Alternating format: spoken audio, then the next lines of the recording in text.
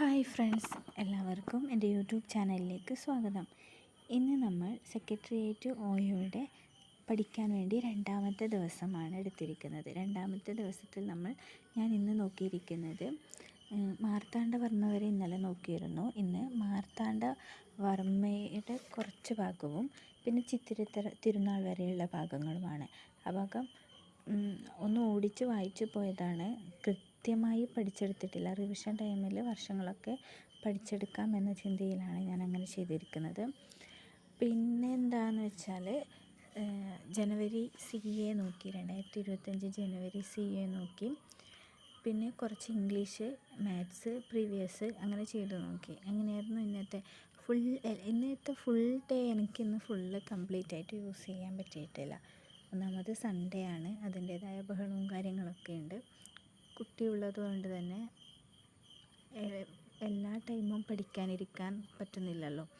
പിന്നെ എന്താണെന്ന് വെച്ചാൽ ഇന്നലെ രാത്രി നല്ല ഉറക്കം കിട്ടിയില്ല.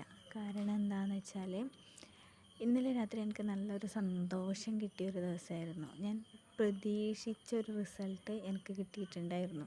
അതെന്തായിരുന്നു, ഹരിതകർമ്മസേനയുടെ കോർഡിനേറ്റർ എക്സാം.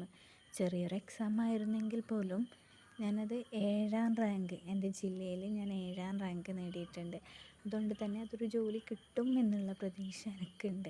അപ്പോൾ എനിക്കൊരു രീതി എന്ന് വെച്ചാൽ നല്ലോണം ടെൻഷൻ അടിച്ചാലും നല്ലോണം സന്തോഷിച്ചാലും അന്ന് എൻ്റെ ഉറക്കം പോകുന്നൊരവസ്ഥയാണ്. അങ്ങനെ ഇന്നലെ ഒരു എക്സൈറ്റ്മെൻറ്റിൻ്റെ പുറത്ത് ഇന്നലെ എൻ്റെ ഉറക്കം പോയി. ആ ഉറക്കപ്പിച്ച ഇന്ന് എൻ്റെ പഠിത്തത്തിലുണ്ടായിരുന്നു.